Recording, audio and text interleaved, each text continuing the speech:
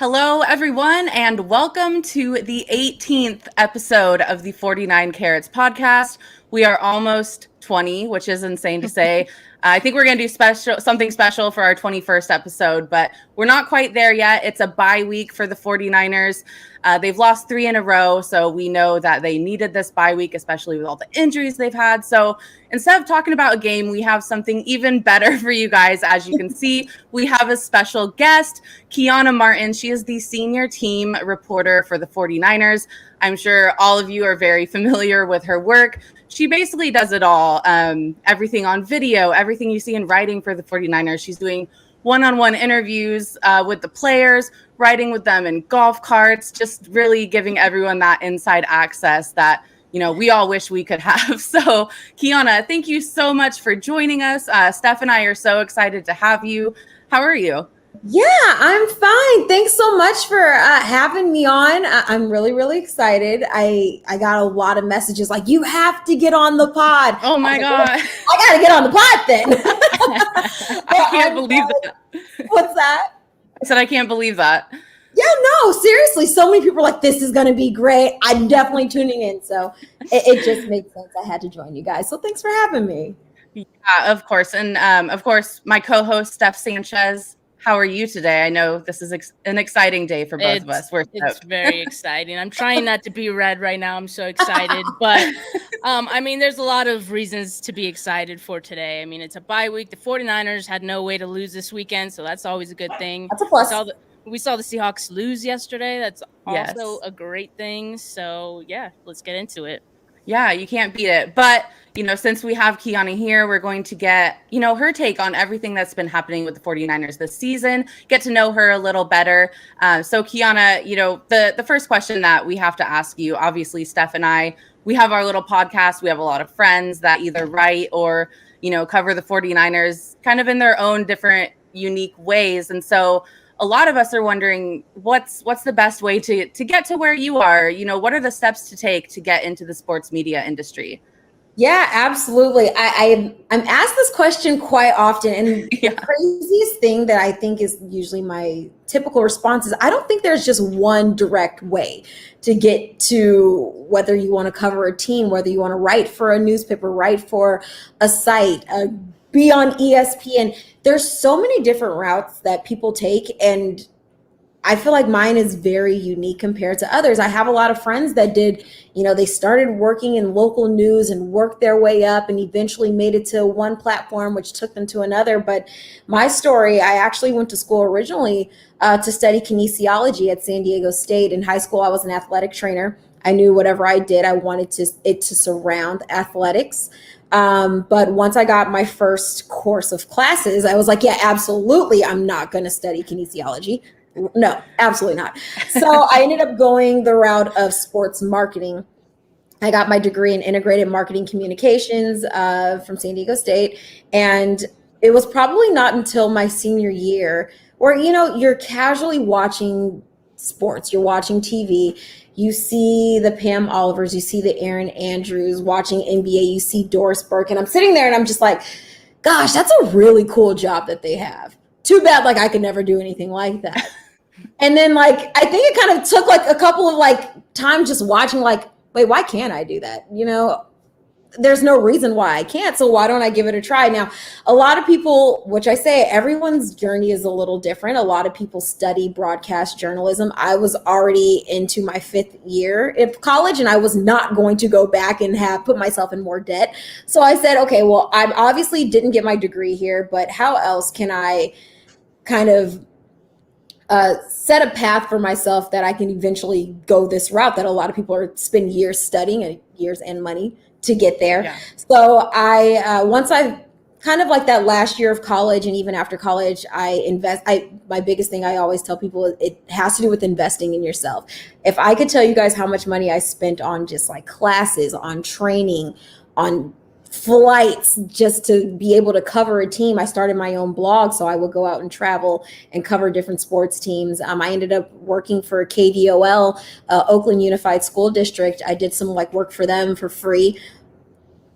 Little backstory. I think I worked for free for about 7 years just to be able to get to where I wanted to be. But would fly. I was in Los Angeles. I would fly up for Berkeley games, every home game, just to cover it, and then fly home. I'd have to pay for my own rental car, my own flights, everything, my own lodging if I were to stay the night. But that just goes back to my whole story of investing in yourself if this is something that you really want to do. And all of these opportunities that, you know, I was afforded, it helped me build a reel and put something together, have something on tape. Ended up getting a job with a small local news station. When I say small, like tiny, probably it got about maybe like 50 viewers a episode. Like it wasn't huge or anything like that at all, but I got reps, I got experience, and I continued to build my reel. And then long story short, because I could talk about this for hours, but long story short, I ended up getting an internship with the Kansas City Chiefs, and that turned into a part-time position, which then I was offered a job with the Denver Nuggets about 2 years later, a full-time opportunity there. And then after that here with the 49ers. So that is like my long journey. I'm trying to keep it really, really short, but that's my long journey into a short kind of synopsis of how I got to where I am. But again, I say all of this because there's so many routes, whether it's starting something on your own, having your own podcast, there's so many different routes you can take to be in this industry and cover a sports team or a sport or sports in general. I feel like I was rambling. No. I mean, I didn't know it was such a long, hard journey for you to get where you are. And I think that's really important to hear, and will inspire others, you know, because everyone, like I mentioned, like you said, it could start with a blog, it could start with a podcast. So that's really, really cool to hear. I just had a quick follow-up question. Like you said, you worked for the Nuggets as well and the Chiefs. Was it always like football that you had your eyes on, or was it like just get me into sports? I'm a football girl. That has always been my passion. That's my number one sport of choice. Growing up, actually, I played softball. I think the first sport my parents introduced me to was baseball. They met on the baseball field in high school. Like our family trips would be going to, I know this is a Bay Area fan base, but we'll be going to Dodgers games because I'm from Los Angeles. So don't too soon, dude. Don't hurt me, guys. I know. As it was coming out of my mouth, I'm like, I don't even know if I want to share this. It's fine. But, just end the pod. They're over. No, just kidding. It was going to games, and that's just kind of how I developed my love of sports.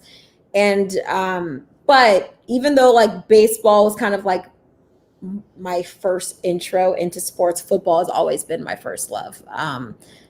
Like after school on Mondays, like I would come home, my mom would make dinner, and me and my dad would watch Monday Night Football. That's just like what we did as a family. We were just a sports centered family. So yeah, football, my first love.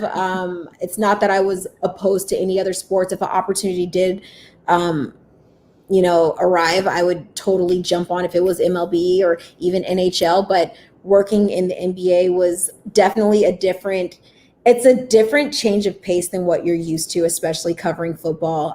You have about 7 days to get over whether it's a win or a loss. Whereas NBA, you lose today, well, you're on to tomorrow already. It's so quick, the turnaround. You're going from, at that point, 16 games in the NFL to, 16 games to now 82, 84, I don't know. But it's a long season, but it was a lot of fun, very fast paced. But it was definitely a change of what I was used to. Yeah, so it's safe to say you're living your dream. You have your dream job.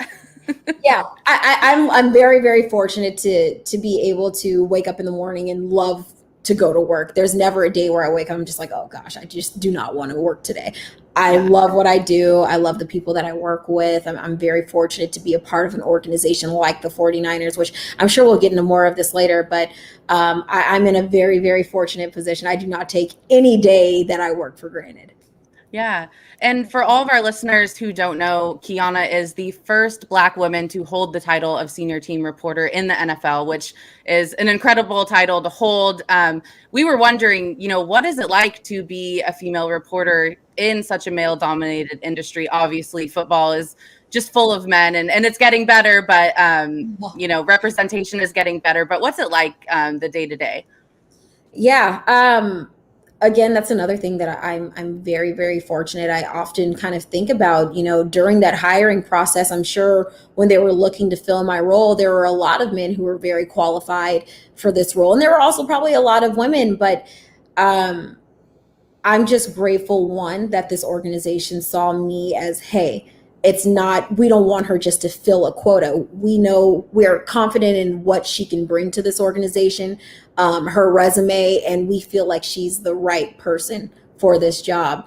But I say all of this, I even going back to being a little girl and seeing, the very few women on camera, I feel like things have changed so much over, you could even say like the last 2 years.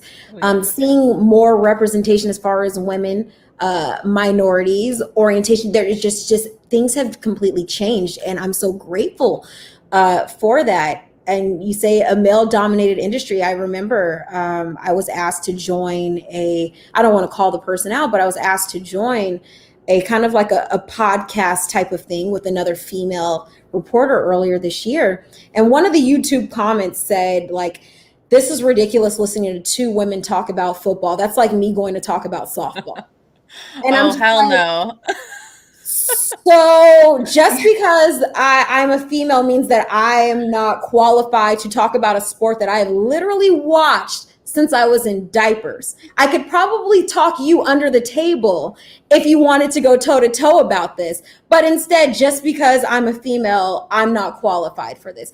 It's those things that, one, it's disappointing, but two, that's what I think kind of drives me. It's like, okay, so now I want to work even harder at what I do to prove anybody that thinks that just because you're a woman, just because you're a female, you can't talk sports. Like, I want to make sure I'm proving you wrong. So it's still, we're not perfect in this industry. We're still working our way to, open up doors for a lot of women and for women to be seen as equal. But I do feel like we're making those strides, and those comments like that just only kind of like ignite the fire and wanting to see more women and this entire realm of sports, whether it's writing, whether it's on camera, whether it's podcasting, whether it's in stadium, whether it's coaching, in all areas. I think I'm proud to see the way things are shifting, but I can say I don't think we're done yet. Yes, amen to that. And to that guys talk about softball all the time. We don't care. You can. We don't care. Go for it. Right. Good for you. Yeah. And I know, Angie, like, you've also had your fair share of, comments like that. If you look at Angie's Twitter header, I'm pretty sure some guy is saying something very similar to that as well. But one thing I was curious about was your day-to-day as a reporter. I mean, we know that, reporters get to see practices, they get to go to games, but you as a 49ers team reporter, you probably get special access, you get an inside look at the team as an organization, the players. What can you tell us about that and how much you get to see from the players and the org? Gosh, I wish we had this conversation, let's say exactly 2 years ago from right now, pre-pandemic, because life was completely different. Talk about both. Can you talk about both and like how it compares, like the access you used to have and like maybe how it's different now? Life was a million times better pre-pandemic. I think that's for just about anybody. Right. I think we'll talk True about that. pre-pandemic. It's a lot more fun. We'll put it that way. But my day-to-day, let's see. Well, you kind of went over a little bit of what I do. I do all of the writing for 49ers.com. I have my video segments that I host and I help produce. So usually my day-to-day is kind of checking all of those boxes, getting all of those done. And then also I run 2 podcasts for the team site. And we also have another one that's Inside the Oval that our digital editor, Haley Jones, she mans that one. But kind of, it's so hard because there's never 2 days that are alike. So it's like trying to figure out how do I kind of like explain what my day-to-days are like when there's no every day, No like day is I the know same. what to expect. But I am out there. There's practices, 3 times a week that are open to the media. So I get to join in on that. I'm going to press conferences.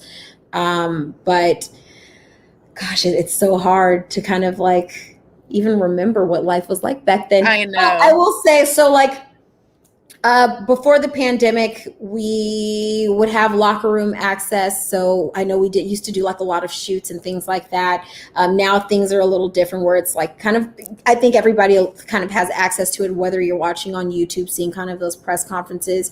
I think at that point, I probably had a lot more face-to-face interaction with a lot of the guys.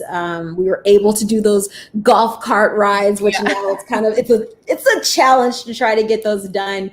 Some plexiglass. Yeah, seriously. It's like a whole thing that goes into play when you're trying to do things like that. We would have like the same like cafeteria access with the guys before the pandemic. And now things are definitely different in the way things are ran. But I can say like the access that I used to have, it was fantastic being able to, I think it's really important, especially in my position, being able to build that relationship with the players, because at the same time, like, you are a part of the media, but you're also in-house with the team. The same person that signs their paycheck signs mine as well. So it's just kind of understanding that. And that's one of the things I think I really miss about work pre-pandemic, was building those relationships. I would say like, a good example would be last year, our whole rookie class, I never got to see them in person one time. So all of a sudden you're just thrown on here, you're doing an interview with this girl, and they're just kind of like, who the heck is this? And, you know, I really pride what I do, kind of getting the reaction out of some of these guys and getting the response from some of these guys. A lot has to do with a lot of the back work and the relationship that we were able to build prior to those interviews. Even, I'm trying to remember what year was Mitch Wishnowsky? 2018, 2019? I'm trying to remember. No, I want to say 2018, but Steph would know better than me. I was going to say the same. Let's say 2018. Let's say 2018. Okay. Yeah. Being able to, like, I didn't get to see him much of 2019 because we were kind of removed for the team. Thank you. See, I love you. Thank you for correcting me. Thank you. You even got the round. Even chatting with him, I got to talk to him, which you guys will get to see this week. He's expecting a baby, and he's like talking to me about, you know, what they're doing, like while prepping for the baby. I think baby comes today. I don't. Oh my gosh. Baby comes today. But it's just being able to have those conversations with him, and I can follow up like, hey, what's the news? Like, what's going on? Being able to have those conversations goes such a long way. Whereas 2019 class, like, they're kind of like, who is this girl? You know? So yeah, I say all of this to say that, you know, pandemic has completely changed just the interaction and the relationships you're able to build. I know a lot of the beat reporters will say the same exact thing.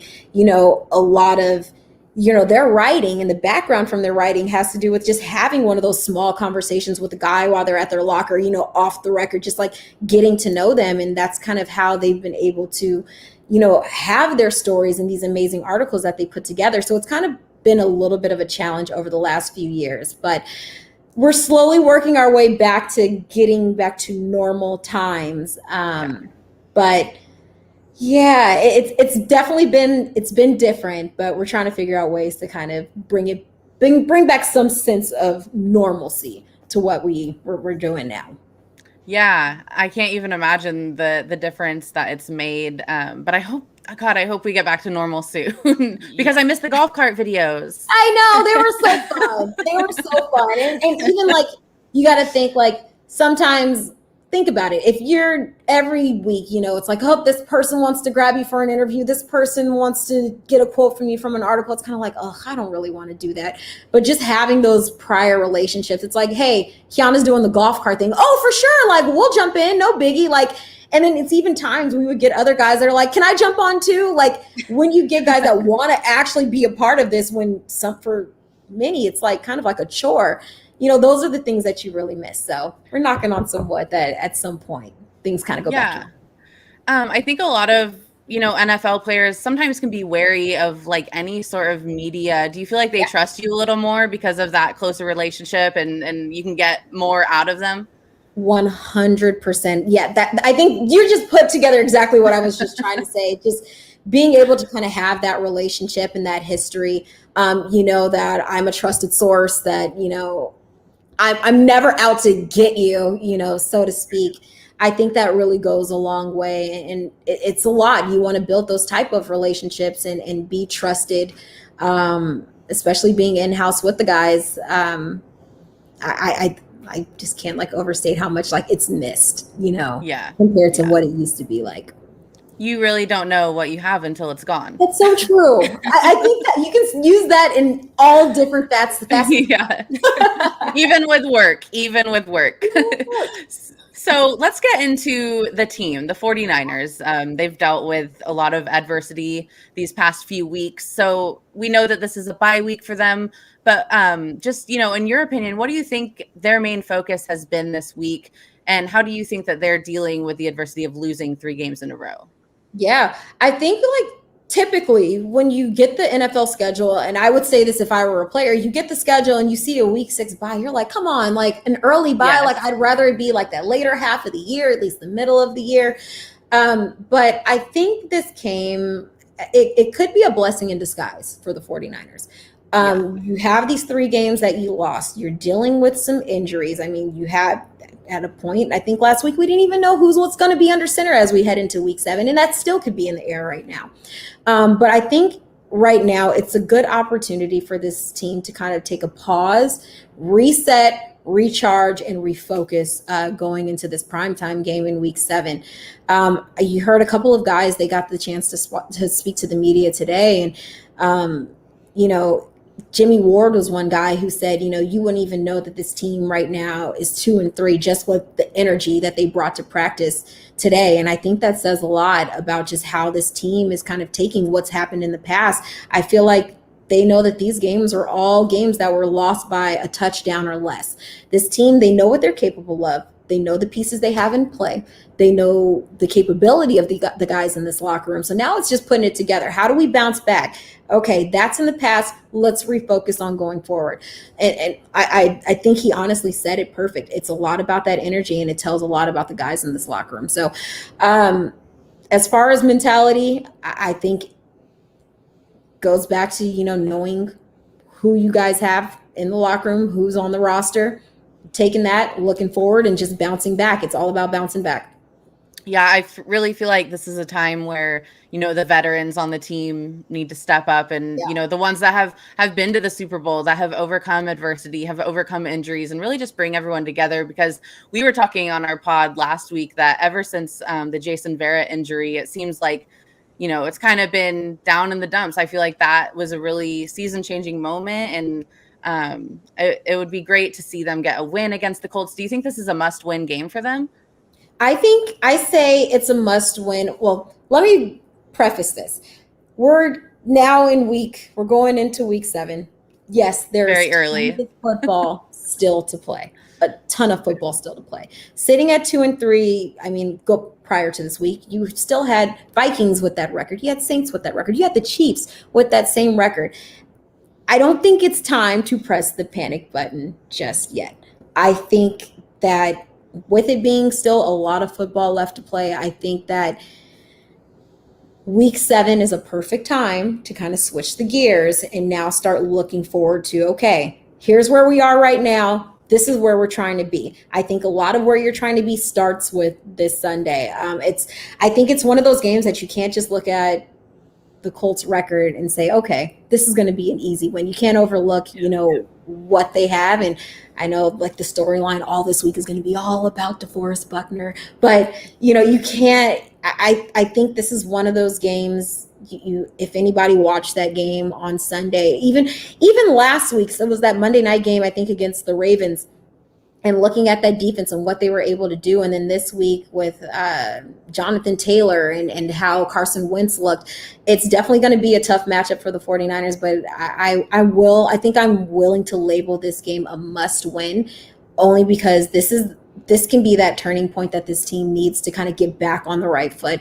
And a lot of that's going to take, we saw what the defense was able to do these last couple of weeks. And a lot's going to have to do with this offense being able to find a rhythm, be consistent, take care of the ball, and sustain those drives into the end zone.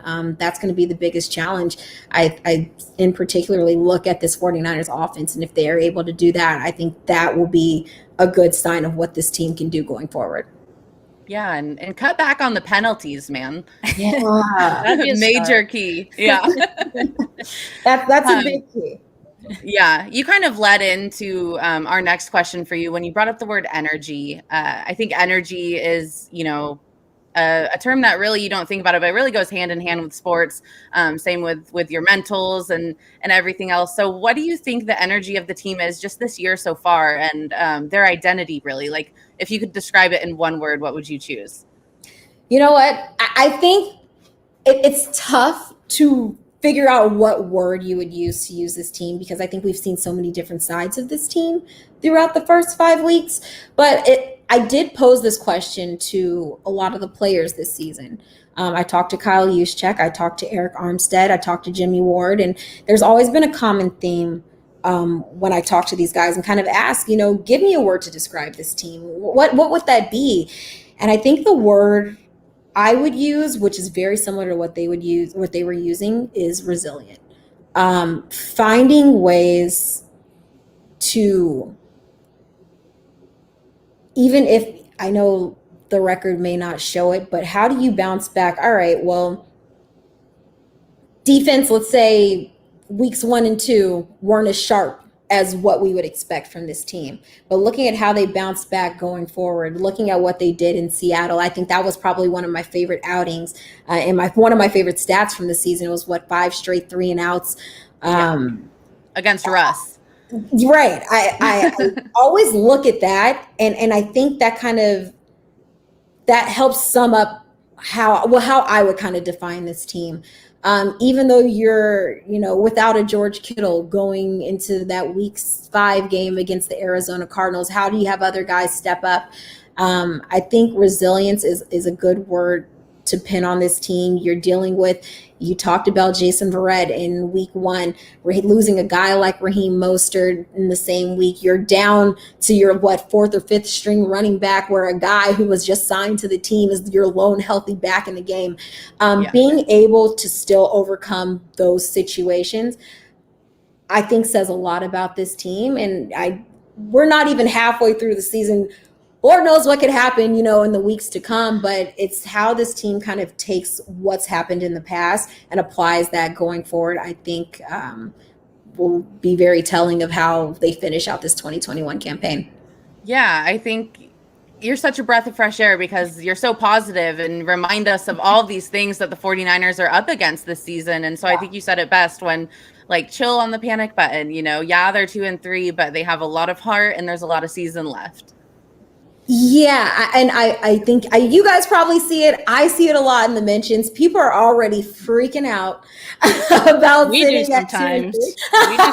We gotta breathe a little bit. Exactly. I think we gotta reel it in a little bit. And I will say I hate that I am sometimes so positive about it, because you do look at these games and you go back to the Packers. You're 37 seconds away from winning this game. You are coming from behind, and you literally this close. So close.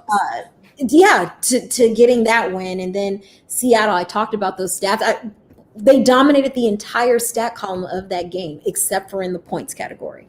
And then Arizona, this is one of the best teams, let's be honest, one of the best teams in the NFC. And you're able to kind of go toe-to-toe with Kyler Murray, DeAndre Hopkins, J.J. Watt, A.J. Green, James Conner.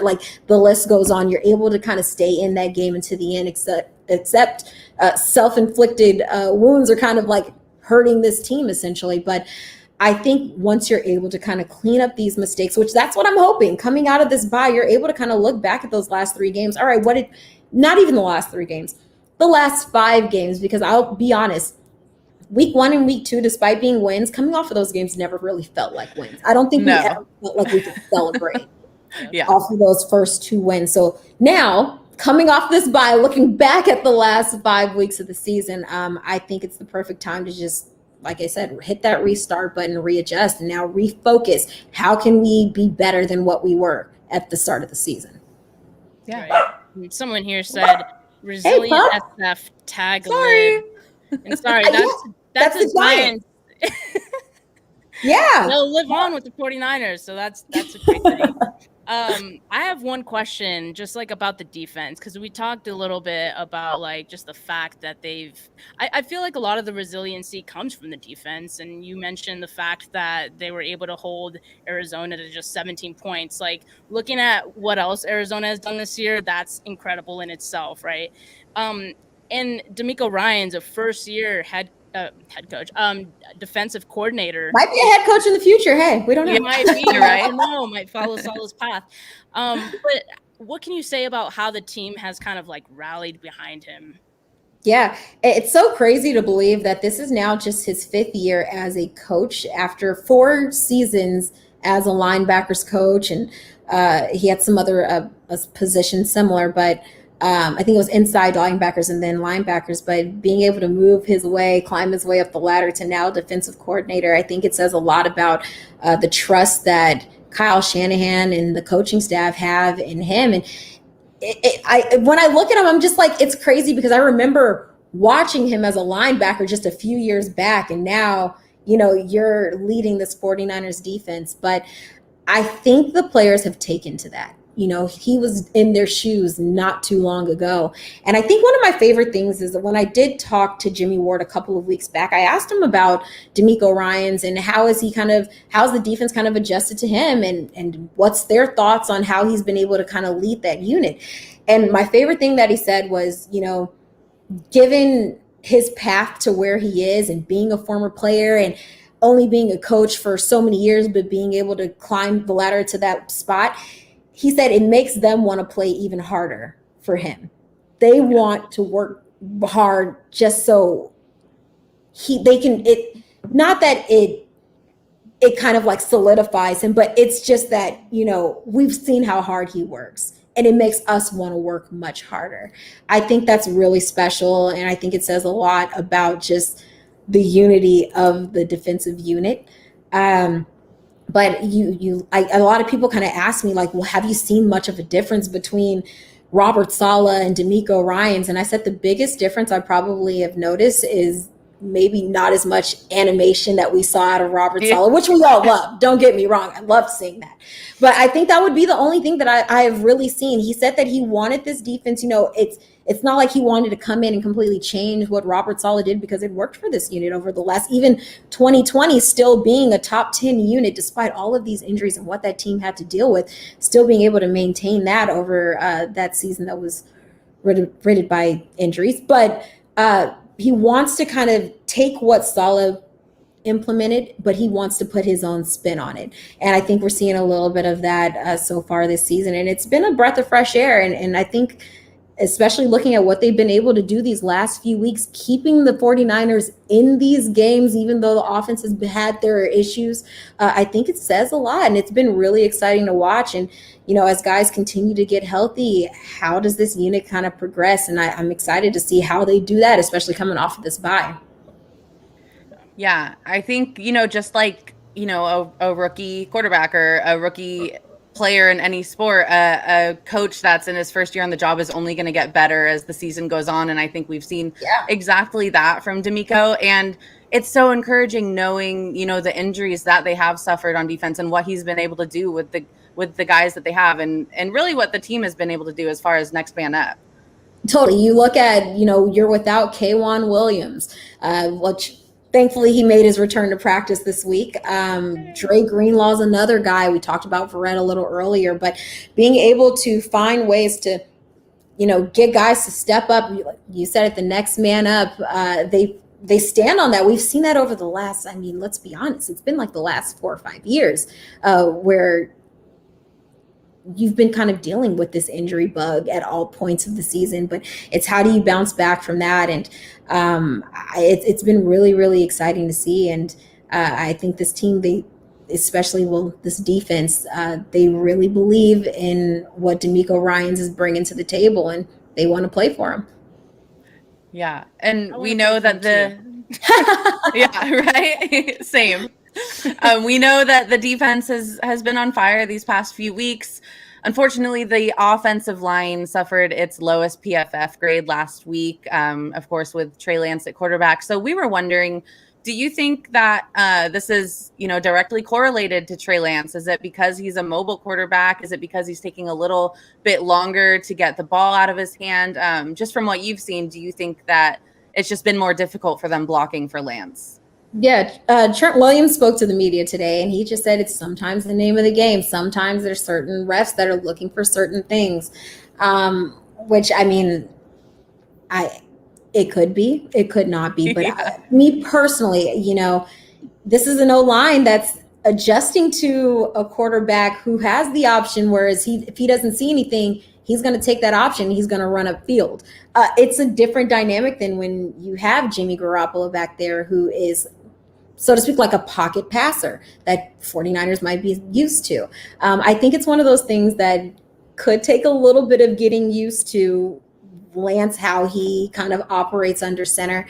I think if Garoppolo was back there week 5, do I think it would have been as many holding calls? Maybe not. But I think a lot will also come with Trey kind of adjusting to leading an offense, being under center, being able to read the defenses. I think it'll all change in time. But obviously we know that's something that the 49ers can't have, because they shot themselves in the foot plenty of times last weekend. So those are definitely things that'll have to be cleaned up, but a lot's going to come with kind of getting used to Trey Lance under center, but also Trey Lance also being used to being there.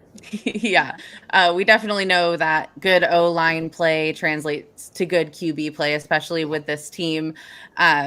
We talked a lot about the team, but we have some kind of fun questions for you, because like you told us, you probably know the players better than anyone we could have on this podcast. So we came up with some player related questions for you. And of course we have to ask, who is the funniest player on the team in your opinion? The one that's, either always making you laugh or making the people of Twitter laugh. I'm going to say it's not going to be who everyone's going to assume I'm going to say, because I think everyone's going to assume I'm going to say George Kittle, but it's not. It's not. That was my assumption. Everybody thinks. Actually, I would say the funniest on the team is probably DJ Jones, a fellow 2017 draftee. It's just like he doesn't even try. It's just natural for him. And he's one of the most hilarious guys in the locker room. By far, DJ Jones. I am dying that you said that. That would be my answer. That's who I think is the funniest on the team. His mic'd up segment during training camp. Oh my God. I was dying. What was the line he said that I was cracking up on? I think he was like, they're going to call this segment heavy breathing. It's like or heavy. I was like cracking up. He's so funny. One of my absolute favorites. Yeah. If you haven't watched that episode of Mic'd Up, go to the 49ers YouTube channel. In fact, watch them all. They're a great way to get to know the players. They're super funny. I have a really quick question I want to shove in here really quick. How do you guys decide who you're going to mic up? It's just us like, who should we get this week? A lot of it is just kind of like guessing. There's certain weeks and certain divisional games where you can't have a certain person. Like our specific position group, let me put it that way. Certain divisional games, certain position groups can't be mic'd up. So you're kind of limited trying to figure out who for what. But if there's a great storyline going into the game, obviously you want to go that direction. I believe this week is, I'm not giving a spoiler, I promise, but I know this week is National Tight End Day. George will not be on the field. Right. But for this would be a prime weekend for us to try to grab George if he were on the field. So we try to look for a good storyline, what's something that makes a lot of sense. And then also getting the guys to buy in, because some guys love being mic'd up. And then there's some that are just like, nope, I don't know what's going to come out of my mouth. I don't want to be held responsible. It's safe to say, though, George Kittle might be as entertaining from the sideline. You have to mic him up from wherever he's sitting. I would mic him up if he was at home sitting on the couch watching the game. I still think that would be prime content right there. Actually, when I talked to Kyle Juszczyk, I think it was 2 weeks ago, going into the Seahawks game, he wrote in with, it was Juice, Fred, George, and Jimmy, I think they all rode into the game together, same car. And I was just like, what's the likelihood I could get just a microphone in that car? Yes. Because I think that would be the most entertaining, like just God knows what they talked about, what the conversation was like. But I would just love to be a fly on the wall and listen to that. But there's some really interesting characters, George obviously being one, but you can mic him up anywhere. And I think it would be A1 content. Yeah. And my favorite part is when whoever's mic'd up goes up, everyone that he goes up to, they warn them. They're like, hey, I'm mic'd up, I'm mic'd up, I'm mic'd up, I'm mic'd up. Hey, mic'd up, guys. Anything bad. Exactly. Yeah. It's funny. Also, another one that's really funny, if anyone has seen it yet, I've learned that Laken Tomlinson is the most hype on game days. So this recent week, or last week, Jaquaski Tart was mic'd up, and he told Jimmy Ward, like, hey, watch your hand, because when Laken comes out of the tunnel, he might break your hand. Like, oh my God. And it's just like so crazy. So now I pay attention to it. I'm like, oh my God, he is so aggressive when he comes out the tunnel. But it's fun. You do learn a lot about these guys. Hey, when you can't high five people for a year, like, you got to give them all you got the next time out. Yeah. He is A1 at it. He's great at it. So speaking of microphones, I'm sure you know this, but in 1984, the 49ers recorded a song called We Are the 49ers. We talked about it. We have a segment called This Week in 49ers History. So that was our little history tidbit last week. So we have to ask you now, on the 2021 San Francisco 49ers, who has the best singing voice? All right. Some guys do not like to tell you they know how to sing, even though I know they know how to sing. Yeah. But they just don't want to be put on the spot. So that's fine.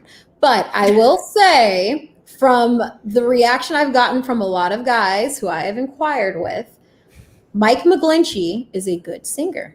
Mike McGlinchey is one of the best singers in the locker room, I've learned. Wow. Okay, so I'm just wondering, like, I could see him doing so many different genres. Like, I could see him doing a little, like, jazz, or a little shoe, a little country, a little, like, Three Doors Down, like, grunge rock. Do you know, like, do you know which he does, or is he just like? No, now I'm not doing this as a shameless plug, but if you want to watch it, please by all means go watch it. But in our one-on-one segment, I had D Ford a couple of weeks ago, and I asked him, like, if you had to create, was it D? I had D and I had DJ, and I asked them both if you were going to create your own group, who would be a part of it. I think both said Mike McGlinchey, and they both said Mike McGlinchey can sing. So I said, so do you hear him like humming? Like, what is it? They're like, he'll hum some R&B. He'll hum some country. He'll like, he said, like, he knows a little bit of everything and he can hold a note. And so, yeah, that's the guy. I think it's a little bit of everything that Mike McGlinchey can do. I mean, and truly, he did with Joe Staley when they were together too. So yeah, Jack of all trades. Yeah, we should have known. So our guest last week was DJ Jones for Best Singer. But yeah, that was our guest. It's funny. He was the funniest player. Yeah. I would probably say DJ too, but I think, like, you probably would never catch, like, if you asked him to sing, he won't do it. But I feel like he's a good singer. He's very musically inclined too. So I would say if Mike was my first response, DJ would probably be second. Okay, so we didn't do too bad stuff. No, I would definitely put DJ up there with Mike. Awesome, I love it. Been confirmed from other guys. So yes. All right. Well, our next fun question is, and this one's an interesting one because, like, I feel like there could be so many good answers to this. Which player would you choose to accompany you in a zombie apocalypse? Okay. Wow. Okay. All right. So silly. We're gonna talk this one through a little bit, because if it's a zombie apocalypse, you're gonna want a person that, one, is very resourceful, who's gonna help you make it out of it. Very true. You've thought of this before. I never have, but I feel like if I talk through this, I might be able to, like, come up with a good one. Also, because I'm pretty small, I'll probably need protection. So probably definitely has to be someone bigger. So now I'm thinking O-line, D-line too. But also, you want someone who's entertaining, because you do not want to be stuck with somebody who you probably would never want to be stuck with. That's true. Gosh, now this is really tough. And I don't want to give the same answer, because I was going to go right back to DJ Jones. But now I feel like I'm giving a good one. I'm giving him too much credit. I wouldn't be mad at it. I mean, I would say a zombie apocalypse. Someone that's resourceful. You know what? Now I'm thinking probably somebody that's also very outdoorsy. So now I'm going to say Alex Mack. I'm going Alex Mack. Oh, yeah, dude, that is a good one. My mind went to Kinlock because I'm like, oh, that's a good one. No, that's catch squirrels free. Now that you say that, that's really tough because I think Javon's a really good answer for that one too. And we know he knows how to prepare a squirrel for a meal. Yeah, I'm not sure if I would want to partake. Maybe he can catch me something else, but that's a really good one. And now I might have to take my Alex Mack response back. I thought Alex because like he's a very funny guy. He's hilarious. But I think Javon might be even more resourceful. Wow, I can see that. Yeah, I feel like I'm in the dreams of Trent. Maybe I might go Trent, but I don't know Trent's resourcefulness. Right. So my whole thing is if there's a zombie apocalypse, I'm for sure going to the woods. And what's better than a bear in the woods? If you feel me, I got to go Bosa. That man knows how to wield an axe for sure. Could probably like, I don't know. There's a lot of different ways to kill zombies depending on what movie you watch, but I think he could do it. So that's my pick. Yeah, I would go Nick. I just, you might be stuck eating like berries and figs, though. I don't know how long you can survive off of that. I don't think I can. Hey, I would be fit as a fiddle, though. I'd be 100%. Show me your workout. We're out there squatting boulders. That's I think we'd do okay. That's true. That's not a terrible answer, actually. Oh yeah, he could definitely crush zombies with his thighs, Steph. Oh, for sure. Actually, you're being pretty his weapon. With that one. Just. I love it. Things you don't think about until you ask Kiana on your pod. This is great. Like I'm gonna have to think about this. At some point, I'm gonna come back like, guys, I need to go back on the pod because I have a new response because I got to talk to so and so. Anytime. Correct the record. All right. So, I think we got one more question, right? Yeah. I love these. If you have more, if they more pop up, throw them at me. I like them. So, well, we had a question about just 49ers Twitter in general. So like we have a segment on our pod that like we talk about Twitter tizzies. So like what did people argue about on Twitter, on 49ers Twitter this week or any said week? 49ers Twitter, by the way, is a dark place, man. It's the perfect segment because we always have something. There's always something.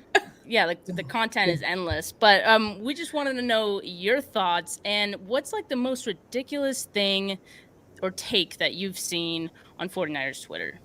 Oh, man. Take, a rumor, a post, what's the craziest thing you've seen on there?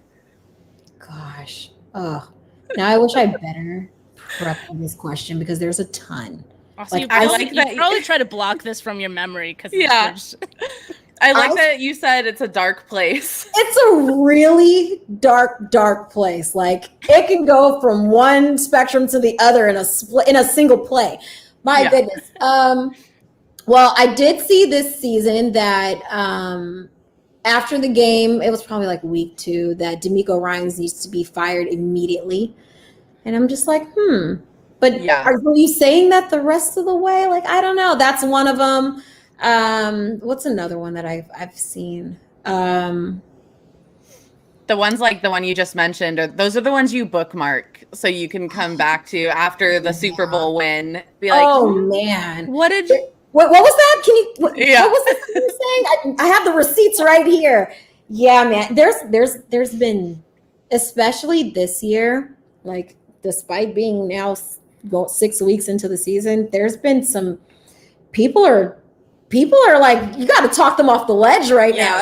It's pretty bad. But I'm so sorry that like not a ton are coming to mind. It's like one of those things. I was reading something the other day. They're like, when people ask you like, what's your favorite song? You're like, oh, I have a lot of favorite songs. You're like, well, what's your favorite song? And you're like, I can't think of one. It's one of those situations for me right now, even though there's a ton, there's a lot. The first one you said is like, terrible. Like log off and take a walk, and then come back when you're ready. Maybe you need a blow an adult. I understand it happens to the best of us, but this isn't it.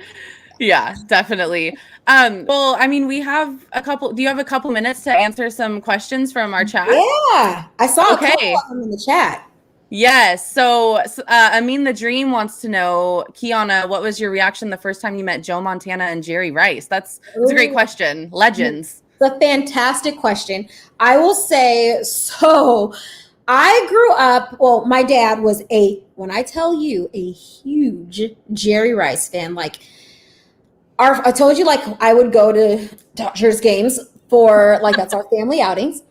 So our family vacations were to the Pro Bowl. We would go to Hawaii every single January to go to the Pro Bowl. Not because it was a family vacation, no, because my dad wanted to meet Jerry Rice for like the umpteenth time. So every time we'd come back with a new signed jersey, new signed gloves. Like right now we have so much just Jerry Rice stuff. It's absurd. So when I met him, it was kind of like, all right, listen here, sir. Let me talk to you because I'm just about sick of you. I love you, but I'm so sick of you. Like, you ruined my childhood. Like, you were just everything. We couldn't do anything unless Jerry Rice was involved. So meeting Jerry was great. Jerry is probably one of my favorite people in the organization.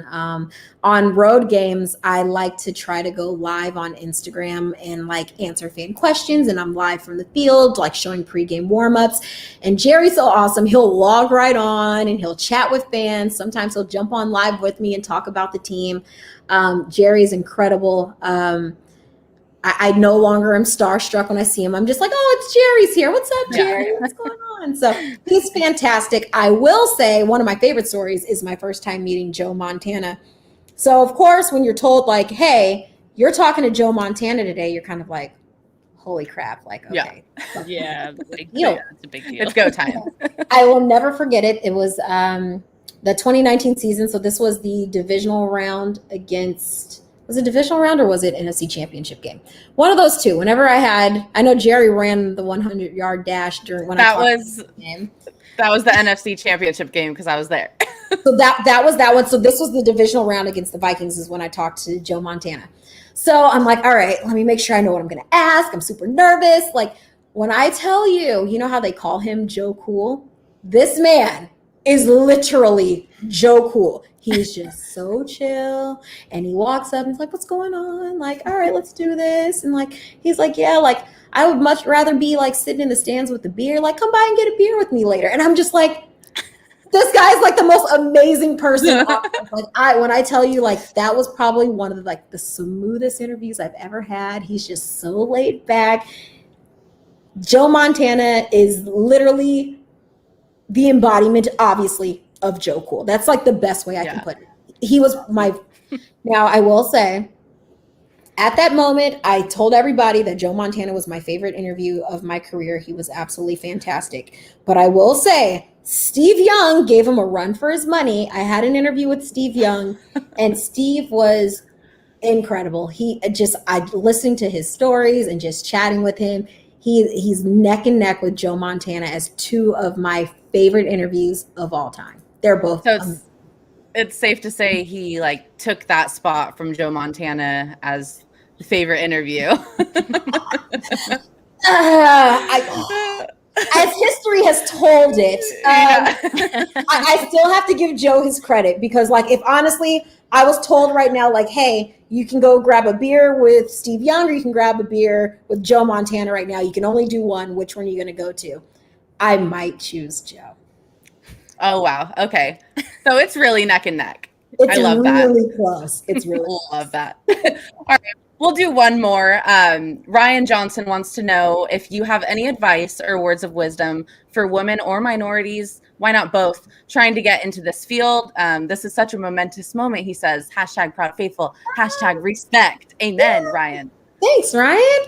Yeah, my words of wisdom, honestly, one of the things that I tell so many people, we are so fortunate to be in a time and age where like literally everything is right here on your phone.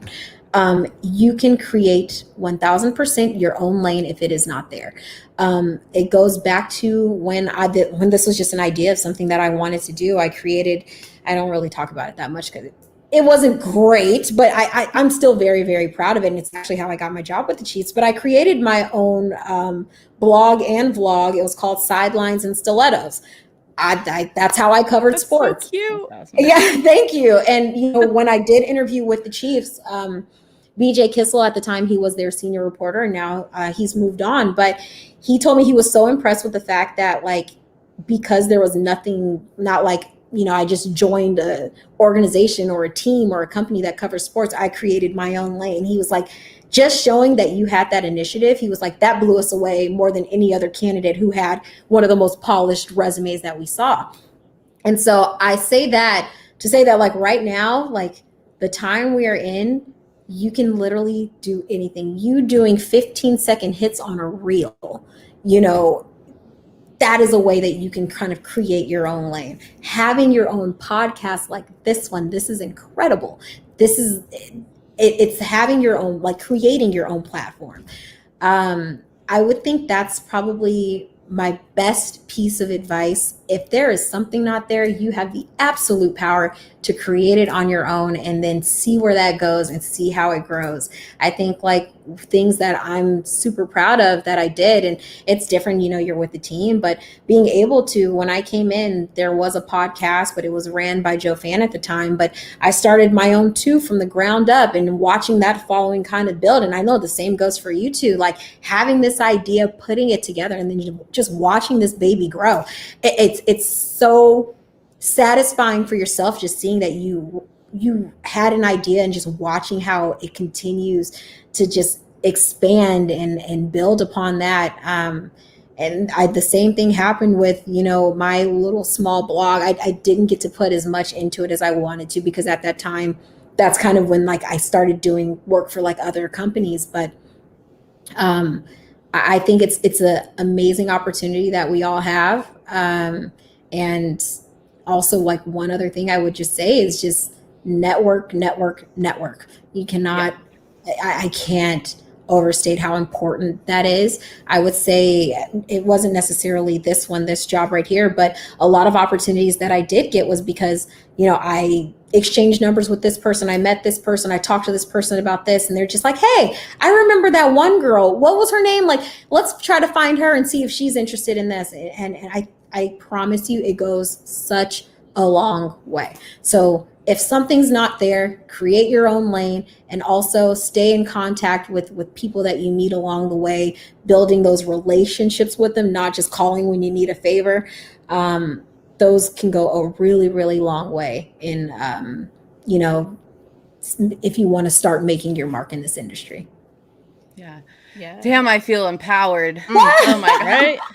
You're going to make me cry. Oh my God. First of all, I think that's so perfect. And I'm so glad that we were able to have you on the podcast, because that's the whole reason that Steph and I started this podcast, is because we thought that there weren't enough female voices, in the content creator end of the Twitter 49ers universe. And so to have you on today and to hear you speak to other women, to other minorities, to anyone who's ever been told no, that they can't do something, I think it's really cool to have you here today. And I don't know, Steph, is there anything you want to add? I couldn't think of a better way to end the episode. No, that was awesome. Thank you so much. We definitely appreciate it big time. Yeah, 100%. And I just following up with what you just said, people that have heard a ton of no's, when I tell you there was a point where I applied to, and I kid you not, 400 jobs, and I heard all no's, and it only took that one yes to take a chance on me and for me to give that my all, and that kind of helped pave the way for where I am at today. So if anyone is ever interested, just don't let that one no, those two no's, those 400 no's deter you from what you ultimately want to do and what you are passionate about, because it can 1000% be done. Yeah, well, I know I speak for all of the 49ers fans out there when we say we're so glad that you never gave up and that you made your dreams come true. For all of our listeners and our viewers, make sure that you follow all the 49ers social media channels to see all the hard work Kiana does, and also follow her on Twitter at Keiana Martin TV. She is probably the most trusted 49ers source, if I had to say so myself. So for all of us here at the 49 Carats podcast, we thank you guys so much. Thank you, Kiana, again, and we will see you next week, hopefully to talk about a win against the Colts. Knocking on wood. Thanks so much, guys. Peace. Bye.